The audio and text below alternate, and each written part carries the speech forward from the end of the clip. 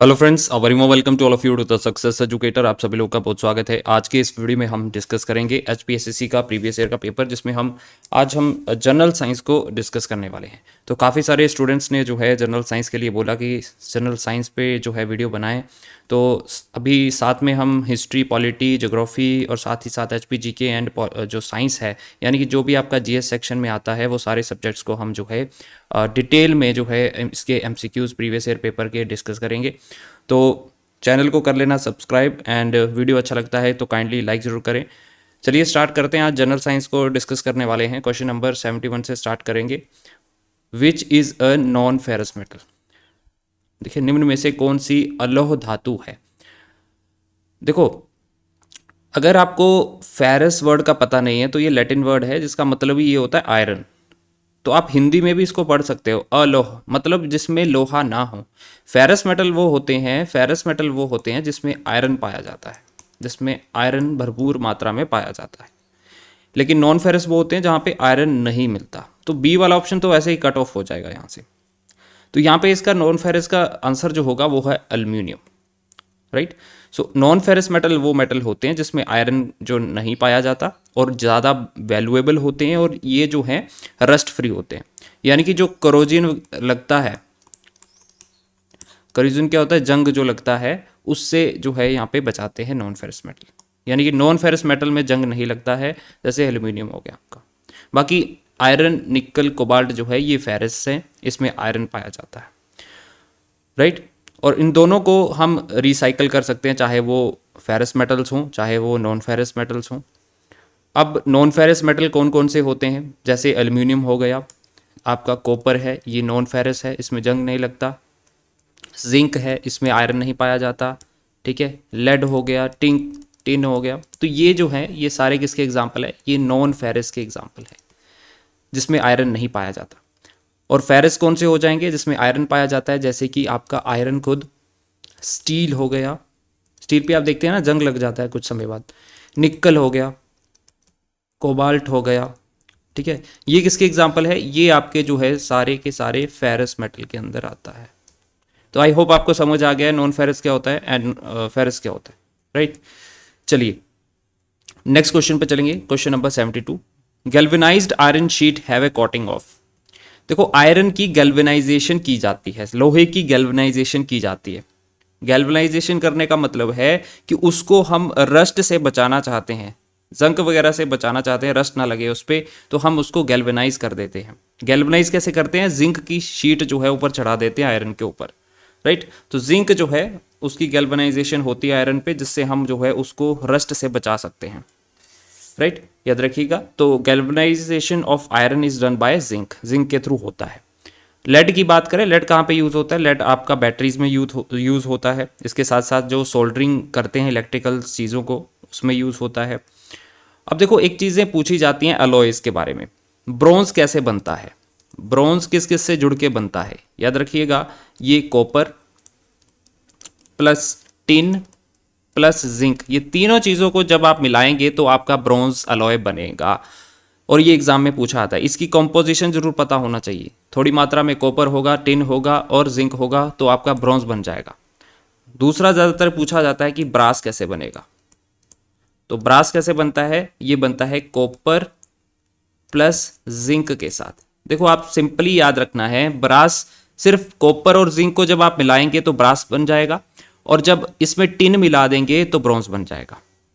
ठीक है जी। तो इस तरह से याद रखिए, कॉपर जिंक अगर आप मिक्स करते हैं तो ब्रास बनेगा, और इसमें अगर आप टिन इंक्लूड कर देते हो तो आपका ब्रॉन्ज बन जाएगा। सो एग्जाम में पूछे जा चुके हैं इस तरह की चीज़ें, तो आपको ध्यान रखना है। नेक्स्ट क्वेश्चन पे चलेंगे। Question number 73। Deep blue colour is imparted to glass by presence of. देखो, डैश की उपस्थिति के द्वारा कांच को गहरा नीला रंग प्रदान किया जाता है। देखो, आप कई जो है अपने ग्लासेस देखते हैं उसमें नीला रंग चढ़ा होता है। आप घर में भी कई ग्लासेस आप यूज़ करते होंगे। राइट। आपने आपके घर में जैसे कि आपके जो विंडोज़ रहती हैं उसमें जो ग्लासेस लगते हैं, विंडो ग्लासेस, तो कई बार ब्लू भी आपको देखने को मिलेंगे। तो वो ब्लू कलर कैसे होता है, उसमें होता है एक्चुअली कोबाल्ट। तो ऑप्शन डी इसका सही आंसर होगा। कोबाल्ट ऑक्साइड जो है उसकी प्रेजेंस के कारण जो है वहाँ पे आपको ये देखने को मिलता है। ये जो कोबाल्ट होता है ये काफ़ी इंटेंस कलर जो है ग्लास कलरेंट होता है। तो थोड़ी मात्रा में भी जब आप इस कोबाल्ट को यूज़ करेंगे ग्लास में, तो वो जो है नीला रंग आपको देगा वहाँ पे। इसके अलावा देखिए कोबाल्ट का कहाँ कहाँ पे यूज़ होता है। कोबाल्ट का यूज़ होता है लिथियम आयन बैटरीज़ के अंदर, ठीक है जी। तो लिथियम आयन बैटरीज जो होती हैं उसके अंदर भी इसका यूज़ होता है। एज ए ड्राइंग एजेंट भी ये काम करता है किसमें, पेंट्स के अंदर। तो पेंट में भी इसका यूज़ होता है कोबाल्ट का। इसके अलावा मेडिकल ट्रीटमेंट इंडस्ट्री में भी इसका यूज़ होता है। साथ ही साथ एज ए कैटलिस्ट ये यूज़ होता है पेट्रोलियम इंडस्ट्री में और केमिकल इंडस्ट्री में, ठीक है। तो कोबाल्ट के अलग अलग यूजेस हैं, तो ज़रूर पता होना चाहिए। तो कई बार क्या रहता है कि क्वेश्चन रिपीट होते हैं, और जनरल साइंस के क्वेश्चन ही ऐसे होते हैं कि वो रिपीट होते हैं। तो हम जो है इनकी प्रैक्टिस करते चलेंगे, और आने वाले एग्ज़ाम में आपको काफ़ी हेल्प मिलेगी जब आप अगले एग्ज़ाम में बैठेंगे। 74 पे चलेंगे। The tooth with 3 roots is, 3 मूल वाला दांत जो होता है उसको क्या बोला जाता है, तो इसको हम बोलते हैं इंसीजर, ठीक है। कृतंक, ऑप्शन नंबर सी इसका सही आंसर होगा। देखो ये वो टीथ होते हैं जो कि जिससे हम बाइट करते हैं, जिससे हम कटिंग करते हैं। वो कौन से होते हैं, देखो ऐसे होता है आपका, ये आपका मान लो ये ऐसे टीथ है, ये सामने वाले टीथ हैं, ये नीचे वाले की बात कर रहा हूँ, ऊपर वाले भी सेम ही रहेंगे, ऊपर वाले हिस्से में भी होंगे। तो ये जो पहले 4 दांत होते हैं यहाँ पे आगे वाले, इनको हम इंसीजर बोलते हैं, ठीक है। इंसीजर बोलते हैं, जिससे हम कट करते हैं। एप्पल खाते हो आप, ठीक है, उसको बाइट करते हो, राइट, कटिंग करते हो, तो ये शार्प एजिस होते हैं इसके, ठीक है। और इसके साथ यहाँ पे दो दांत जो आपको देखने को मिलेंगे, जो एक दांत तो खैर काफ़ी जो है शार्प रहता है, उसको क्या बोलते हैं हम, इन दांतों को, इनको हम कैनिन बोलते हैं। जो शार्प दांत होते हैं ना साथ में, इनको कैनिन बोलते हैं, जो इंसीजर के साथ ही लगते हैं यहाँ पे साइड में, 2-3 दांत, तो इनको इंसीजर बोलते हैं। सॉरी, इनको हम कैनिन बोलते हैं। स्टार्टिंग वाले 4 को हम इंसीजर बोलते हैं, और साथ में जो ये 2 आएंगे या एक आएगा साथ में, इसको हम कैनिन बोलते हैं, जो शार्प एजेस होते हैं, ऐसे पूरे पैने होते हैं एकदम से। तो ये भी कहीं ना कहीं जो है हम फूड को अगर हमने तोड़ना है तो उसमें काम आते हैं, राइट, स्नैकिंग वगैरह में काम आते हैं। इसके बाद जो पीछे के 3 दांत होते हैं, इनको हम बोलते हैं प्रीमोलर, प्रीमोलर दांत, ठीक है। ये जो लिखा हुआ है प्रीमोलर, कैनिन आपको समझ आ गया, इंसीजर आपको समझ आ गया, प्रीमोलर दांत, राइट। तो प्रीमोलर, और फिर उसके बाद लास्ट में आते हैं आपके मोलर जो पीछे होते हैं, तो वो मोलर होते हैं। तो प्री मोलर और मोलर कहीं ना कहीं जो है आपकी जो आप च्युइंग करते हैं या स्क्वैश करते हैं फूड को, ठीक है, फूड को जो आप चबाते हैं उसके लिए काम में आते हैं ये चीज़ें। तो दांत कैसे बने हुए हैं, स्टार्टिंग के आपके इंसीजर होंगे, उसके पीछे वाले कैनिन होंगे, फिर उसके बाद प्री मोलर आएंगे, और लास्ट में आपके मोलर दांत होते हैं। तो इस तरह से आपका जो टीथ है या टूथ है वो डिवाइड है, राइट। चलिए, अब कितने कितने होते हैं इतना याद रखने की ज़रूरत नहीं है। मोलर की बात करें तो एक एडल्ट के अंदर 12 जो है मोलर टीथ होते हैं, लेकिन एक चाइल्ड होता है जो उसके अंदर जो है 8 मोलर टीथ होते हैं, राइट। सो खाने को चबाने के लिए जो है मेनली इनका यूज़ होता है। और प्री मोलर की बात करें तो प्री मोलर जो होते हैं ये नॉर्मली अडल्ट के अंदर 8 होते हैं, राइट। मोलर की बात की हमने तो 12 जो है अप्रॉक्सीमेट होते हैं, राइट। इंसीजर जो होते हैं 4 नीचे होते हैं, 4 ऊपर होते हैं आपके, एंड देन कैनाइन जो है 2-2 ऊपर नीचे जो है आपका ये होता है, ठीक है। कैनिन 4 होते हैं बेसिकली, राइट। सो इस तरह से आपका डिवीजन है। 75 पे चलेंगे। How much blood does an average adult have in a body, तो एवरेज खून जो होता है एक आदमी के अंदर, अडल्ट के अंदर, नॉट आदमी मतलब फीमेल एंड मेल दोनों, तो ये होता है 5 से लेके 6 लीटर का, ठीक है, 5 से लेके 6 लीटर का। अब दूसरा क्वेश्चन बनता है पीएच वैल्यू कितनी होती है ब्लड की, तो 7.4 होती है, याद रखिएगा 7.4 होती है पीएच वैल्यू। मेल के अंदर जो ब्लड होता है वो ज़्यादा होता है as compare to female. Male के अंदर जो अप्रोक्सीमेटली होता है 5.5 से लेके 5.6 लीटर का जो है आपको ब्लड देखने को मिलता है, एंड फीमेल के अंदर 4.5 से लेके 5 लीटर का जो है ब्लड आपको देखने को मिलेगा, राइट। अब देखो जो ब्लड होता है वो उसके कंपोनेंट्स क्या क्या होते हैं, उसके कंपोनेंट्स है प्लेटलेट्स हो गया, आपके जो ब्लड सेल्स होते हैं जिसमें आपके रेड ब्लड सेल आ गए और वाइट ब्लड सेल आ गए, एंड देन एक और कंपोनेंट इसका होता है दैट इज प्लाज्मा। तो ब्लड के अंदर ये 3 मेजर कंपोनेंट्स होते हैं, और ब्लड सेल आगे फर्दर डिवाइड होते हैं, red blood cell and white blood cell, right. So ये ब्लड के बारे में थोड़ा सा जानकारी रखिएगा। नेक्स्ट चलते हैं 76 पे। S A node of a mammalian heart is known as, स्तनधारियों के हृदय के जो ऐसे नोड होती है तो वो क्या होता है, उसको क्या बोलते हैं, दूसरा नाम क्या है इसका? तो देखो ऐसे नोड को हम पेसमेकर भी बोलते हैं। ऑप्शन बी इसका सही आंसर होगा। देखो जो ह्यूमन जैसे हमारा हार्ट है वो 4 चैम्बर्ड है, और पेसमेकर या फिर ऐसे नोड यहाँ पे लगा होता है जो जो आपकी एट्रियम है, इसको बोलते हैं राइट एट्रियम, ठीक है, राइट साइड। यहाँ पे आपका एस ए नोड होता है, और एस ए नोड को याद रखिएगा क्या बोलते हैं, दूसरा नाम है इसका पेसमेकर। आप देखते हैं ना कई बार कि पेसमेकर खराब हो जाता है और ऑपरेशन करना पड़ता है। हम देखते हैं कि कई जो है कुछ जो पर्सन्स को जो है पेसमेकर लगाया जाता है। तो ये पेसमेकर का काम क्या होता है, ये काम क्या करता है, ये इनिशिएट करता है और मेंटेन करता है आपकी जो रिथमिक कॉन्ट्रैक्शन होती है हमारे हृदय की, हार्ट की, ठीक है। तो काम क्या होता है, टू इनिशिएट एंड मेंटेन। क्या करता है, इनिशिएट भी करता है और उसको मेंटेन करता है, किसको, रिदमिक कॉन्ट्रैक्शन को, रिथमिक कॉन्ट्रैक्शन ऑफ हार्ट, ठीक है।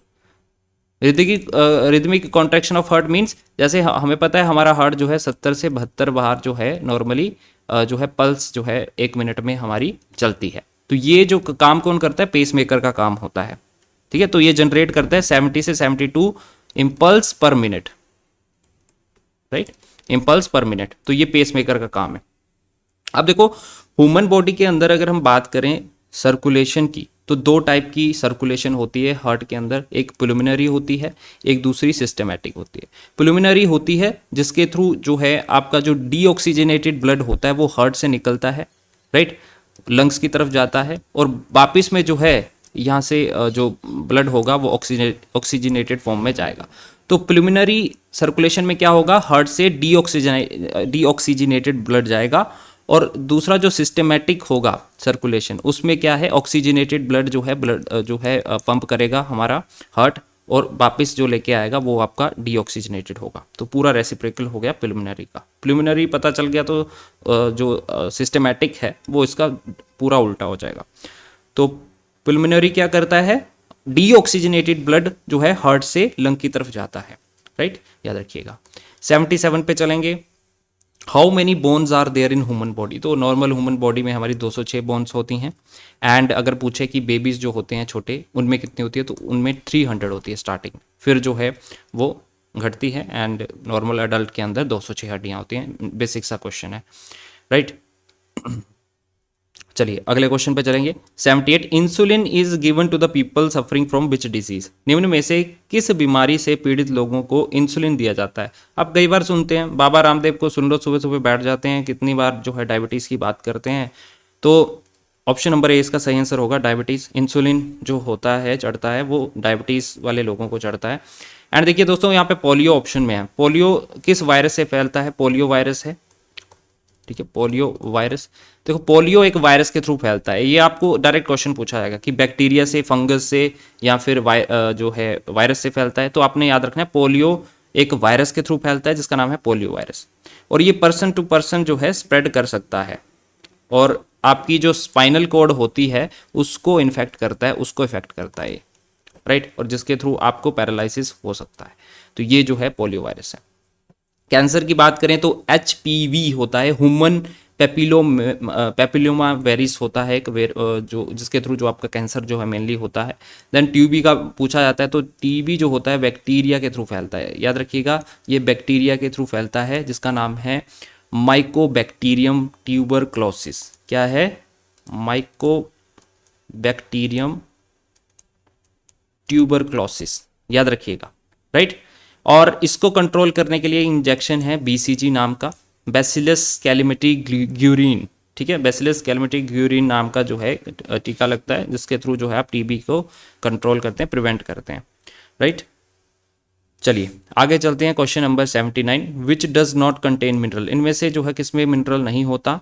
तो मिनरल जो नहीं होता वो मेनली जैगरी में नहीं होता, लेकिन देखिए जैगरी में भी मैग्नीशियम थोड़ा सा पाया जाता है, लेकिन सबसे सुटेबल आंसर इसमें से यही है, क्योंकि वेजिटेबल फ्रूट्स एंड मिल्क में काफ़ी सारे जो है आपको मिनरल देखने को मिलते हैं। जैसे कि मिल्क के अंदर बात करें तो कैल्शियम भरपूर मात्रा में आपको देखने को मिलेगा, B12 हो गया, B2 हो गया, ठीक है, फॉस्फोरस है, देन पोटेशियम है, ये सारा मिल्क के अंदर आपको देखने को मिलेगा। और फ्रूट एंड वेजिटेबल्स की कंबाइनली बात करें तो इसमें जो है भारी मात्रा में मैग्नीशियम और जिंक पाया जाता है, साथ ही साथ फॉस्फोरस की संख्या भी काफ़ी ज़्यादा होती है। तो magnesium, zinc and phosphorus you can get from your vegetable and fruits. Milk से mainly calcium, B1, B12, B2 and phosphorus and potassium यहाँ से भी आपको मिलता है। तो हमारा आंसर ऑप्शन नंबर ए यहाँ पे सही आंसर हो जाएगा। ओके, अगर देखो एक विटामिन एंड मिनरल्स एक बहुत ही इंपॉर्टेंट चैप्टर है। अगर आप जनरल साइंस का पेपर देने जा रहे हैं तो बायोलॉजी का विटामिन एंड मिनरल्स इस चैप्टर को जरूर करके जाएं, बहुत इंपॉर्टेंट है, डायरेक्ट एग्जाम में क्वेश्चन पूछे जाते हैं। विटामिन टोटल हमारी बॉडी के लिए कितने एसेंशियल होते हैं? हमें 13 विटामिन जो है एसेंशियल चाहिए होते हैं। उसमें से जो आपको याद रखने हैं, फैट सोल्यूबल कौन से होते हैं एंड वाटर सोल्यूबल कौन से होते हैं। फैट सोल्यूबल होते हैं विटामिन बी एंड सी, और वाटर सोल्यूबल होते हैं KE, कीड़ा नाम का शब्द याद रख लो, विटामिन KEDA, ये जो होते हैं ये वाटर सोल्यूबल होते हैं। कीड़ा शब्द याद रख लो, बाकी सारे फैट सोल्यूबल हैं। राइट, तो मैंने उल्टा बोल दिया यहाँ पे। फैट सोल्यूबल जो होंगे वो आपका कीड़ा होगा, KEDA, ये सारे विटामिन KEDA, एंड जो वाटर सोल्यूबल हैं वो आपके विटामिन बी एंड सी, ये जो है आपके वाटर सोल्यूबल है। ओके जी, चलिए अगले क्वेश्चन पे चलेंगे। 80 पे, cow milk is a rich source of. तो काउ मिल्क किसका सोर्स होता है? कैल्शियम का सोर्स होता है। दूध में क्या होता है? सबसे ज़्यादा कैल्शियम होता है, और कैल्शियम जो है हम बोलते हैं ना विटामिन डी जो है कैल्शियम है। सो विटामिन डी इसका सही आंसर हो जाएगा। राइट, और विटामिन डी किसके लिए इंपॉर्टेंट होता है? हमारी बोन हेल्थ के लिए, हमारी हड्डियों के लिए काफ़ी ज़्यादा ज़रूरी होता है। अब देखो क्वेश्चन क्या पूछा जाता है, विटामिन ए की कमी से कौन सी बीमारी होती है? तो नाइट ब्लाइंडनेस। ठीक है, नाइट ब्लाइंडनेस किससे होती है? विटामिन ए की कमी से। विटामिन बी, खासकर B12 जो होता है, उसकी कमी से क्या होता है? एनीमिया हो जाता है, एनीमिया। ठीक है जी। विटामिन सी की कमी से क्या होगा? स्कर्वी डिसीज हो जाती है, स्कर्वी, डायरेक्ट एग्जाम में पूछा जाएगा। विटामिन डी की कमी से क्या होगा? विटामिन डी की कमी से हो जाएगी आपके जो रिकेट्स की प्रॉब्लम होती है छोटे बच्चों में, ठीक है, या फिर हड्डियों की जो ऑस्टियोपोरोसिस जो है डिजीज वो हो जाती है। तो ये जो है आप याद रखिएगा। नेक्स्ट चलते हैं क्वेश्चन नंबर 81 पे। When ice melts into water it's, जब जो बर्फ होती है वाटर में जो मेल्ट हो जाती है तो इसका वॉल्यूम डिक्रीज कर जाता है। याद रखिए जो आइस रहती है इसकी डेंसिटी जो है अगर हम बात करें तो डेंसिटी इसकी कम होती है एज कम्पेयर टू वाटर। ठीक है, जब ये मेल्ट होता रहता है तो डेंसिटी ऑफ वाटर इंक्रीजेज, तो इसका जो वॉल्यूम जो है वहाँ पे डिक्रीज हो जाता है इसका। राइट, सो याद रखिए। चलिए अगले क्वेश्चन पे चलेंगे। Question number 82, acid rain can cause. तो एसिड रेन के साथ साथ क्या डिस्ट्रक्शन लेके आती है, क्या क्या चीज़ें जो है जिसके लिए हार्मफुल है? तो इससे क्रॉप्स और आपके ट्रीज भी जो है डिस्ट्रक्शन होती है, उनकी जो बिल्डिंग्स होती हैं उनमें भी जो है दिक्कत आती है, एंड जो फिश रहती हैं सी में, पॉन्ड्स में, उसमें भी दिक्कत आती है। तो ऑप्शन नंबर डी इसका सही आंसर होगा। राइट, सो देखिए एसिड रेन के अंदर क्या चीज़ें पाई जाती हैं? देखो हमारे जो एयर है, हमारी जो हवा है, उसके अंदर कुछ पॉल्यूटेंट हैं, जैसे कि सल्फर डाइऑक्साइड हो गया। ठीक है, सल्फर डाइऑक्साइड हो गया, इसके अलावा नाइट्रोजन डाइऑक्साइड हो गया, इसके अलावा CO2। ये 3 मेजर कारण रहते हैं एसिड रेन के लिए। अब ये जो पॉल्यूटेंट जब एयर में जो है बारिश के साथ मिलते हैं तो ये क्या बनाते हैं? सल्फर डाइऑक्साइड से बन जाएगा सल्फ्यूरिक एसिड, नाइट्रोजन डाइऑक्साइड से बन जाएगा नाइट्रिक एसिड, ठीक है जी, और कार्बोनिक एसिड बन जाएगा कार्बन डाइऑक्साइड से। तो मेन दो चीजें जो पूछी जाती है ना, that is sulphuric acid, nitric acid होता है, इसलिए जो है एसिड रेन खतरनाक होती है। राइट, हमारी जो बिल्डिंग्स हैं उसके लिए भी, और क्रॉप्स ट्रीज के लिए भी, और फिश जो रहती हैं उनके लिए भी।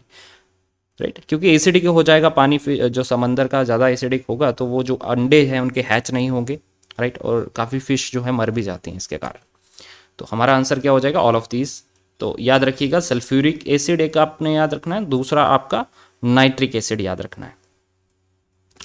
83rd क्वेश्चन नंबर पे चलेंगे। A healthy man consume maximum calorie while playing. Very basic question, क्योंकि आप देखेंगे फुटबॉल में जो है एनर्जी ज़्यादा लगती है, ज़्यादा कैलोरीज बर्न होंगी, क्योंकि ज़्यादा भागते हैं वहाँ पे। जितना ज़्यादा आप जो है अपना वर्क करेंगे, कार्डियो करेंगे, उतना ज़्यादा ही जो है आपकी जो है कैलोरी कंज्यूम्स होंगी। तो सी इसका सही आंसर होगा। 84 पे चलेंगे, water has maximum density at. तो पानी की सबसे ज़्यादा मैक्सिमम डेंसिटी होती है 4 डिग्री सेल्सियस पे। बहुत ही बेसिक क्वेश्चन है, डायरेक्ट क्वेश्चन है। एंड 4 डिग्री सेल्सियस पे जो है पानी की मैक्सिमम डेंसिटी होती है। 0 डिग्री सेल्सियस पे जो है ये क्या बोलते हैं हम, फ्रीज हो जाता है पानी। एंड 100 डिग्री सेल्सियस पे जो है बॉयल होने लगता है पानी, राइट। अगले क्वेश्चन पे चलेंगे 85। Apiculture is the process of rearing of. Apiculture किसको बोलते हैं दोस्तों? एपीकल्चर बोलते हैं मधुमक्खी पालन को, ठीक है। तो ऑप्शन बी इसका सही आंसर होगा। हनी बी का जो मैनेजमेंट है, उनकी केयर करना, उसको हम एपीकल्चर बोल देते हैं। तो हनी निकालना होता है, हमें वैक्स निकालना होता है, इसलिए जो है एपीकल्चर किया जाता है। दूसरा आता है सिल्क वॉर्म से रिलेटेड क्या है। देखो सिल्क वॉर्म जो है, हम सिल्क को निकालने के लिए जो है इनकी कल्टीवेशन करते हैं, इसको बोला जाता है सेरीकल्चर, ठीक है। क्या बोलते हैं इसको हम? सेरीकल्चर बोलते हैं। और फिशेज से रिलेटेड क्या होता है? पिसीकल्चर। पिसीकल्चर तो डायरेक्ट क्वेश्चन पूछा जाएगा। पिसीकल्चर जो है फिश से रिलेटेड है, सिल्क वॉर्म से रिलेटेड है सेरीकल्चर, हनी बी से रिलेटेड है एपीकल्चर, राइट। 86 पे चलेंगे।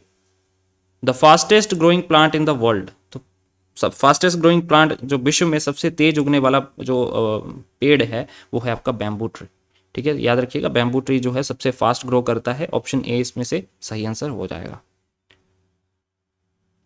नेक्स्ट क्वेश्चन पे चलेंगे 87। Which is the richest source of calcium. Direct question है, इसमें कुछ ज़्यादा एक्सप्लेनेशन की जरूरत नहीं है।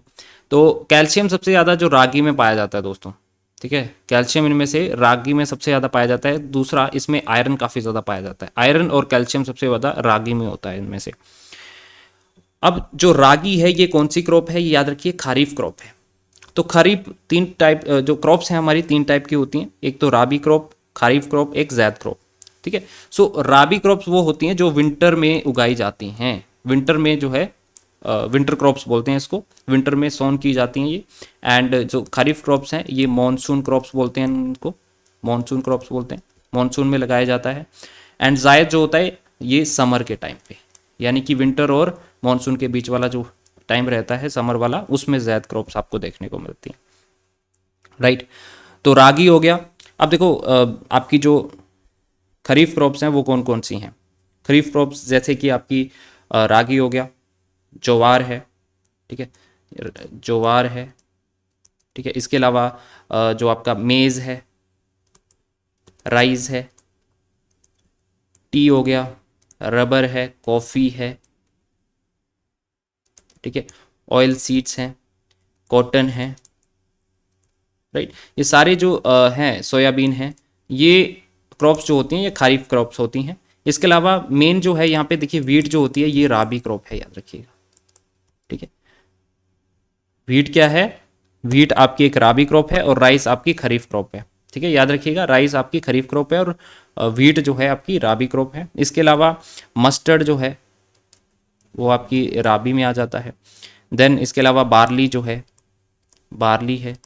एंड जो पल्सेस होती हैं, कुछ सीरियल्स हैं, वो जो है सारी इसमें इसके अंडर आती हैं, ठीक है। तो इन जो तीन टाइप की क्रॉप्स हैं इनके एग्जाम्पल जरूर देख लेना, एग्जाम में पूछे जाते हैं,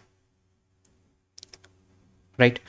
चलिए क्वेश्चन नंबर 88 पे चलेंगे। Stainless steel usually contains 14% of more. देखो स्टेनलेस स्टील किससे बना होता है, डायरेक्ट क्वेश्चन पूछा जाता है। इसमें किस कितना कंटेंट होता है इतना ज़्यादा इंपॉर्टेंट है नहीं। यहाँ पे 14% पूछा है तो क्रोमियम का जो रहता है इतना रहता है। सबसे ज़्यादा देखिए स्टेनलेस स्टील में आयरन होता है। ये किसका कंपोजिशन है स्टेनलेस स्टील? इसमें क्या क्या होता है? इसमें आयरन होता है, दूसरे नंबर पे इसमें क्रोमियम होता है और तीसरे नंबर पे इसमें होता है क्या? निकल। तो निकल भी इसमें पाया जाता है, लेकिन यहाँ पे कंटेंट 14% का क्रोमियम रहता है और निकल का कंटेंट सबसे कम रहता है, अप्रोक्सीमेटली 7 to 8% का कंटेंट जो है इसमें देखने को मिलता है। मैक्सिमम आयरन होता है। तो ये तीनों के कंपोजिशन से बनता है आपका स्टेनलेस स्टील। एग्जाम में अगली बार ये नहीं पूछेगा कि कितने %, वो पूछेगा इनमें से किससे बना होता है। तो आयरन, क्रोमियम और निकल से जो है आपका स्टेनलेस स्टील बनता है, right. Last question of the day 89। Which is not a chemical change. इनमें से आपको बताना है कौन सा केमिकल चेंज नहीं है। कॉमन सेंस वाला क्वेश्चन है, अगर नहीं भी पता है। फ्रूट्स जब जो है आप पक जाते हैं तो वो केमिकल चेंज होता है। दूध का दही बनना भी एक केमिकल चेंज है, राइट। इसके अलावा ये जो डाइजेशन है फूड की हमारे अंदर, वो भी एक केमिकल चेंज है, लेकिन freezing of water is not a chemical change, it is a physical change. ये कौन सा चेंज है? ये फिजिकल चेंज होता है। हमारा आंसर क्या हो जाएगा? Option number C is the right answer. तो this was the today's video guys, I hope you like this video. General science के क्वेश्चन हमने डिस्कस कर लिए हैं, आने वाले समय में और भी क्वेश्चन डिस्कस करते चलेंगे। आपका सपोर्ट रहा तो हम ज़रूर जो है इस सीरीज़ को कंटिन्यू रखेंगे। एंड कोई आपका सजेशन है तो आप कमेंट डाउन कर सकते हैं उसको। और साथ ही साथ जो है शाम को 7 बजे हमारा HPGK का लेक्चर रहेगा, तो उसको ज़रूर ज्वाइन करिएगा। तो मिलते हैं नेक्स्ट लेक्चर में, तब तक के लिए जय हिंद।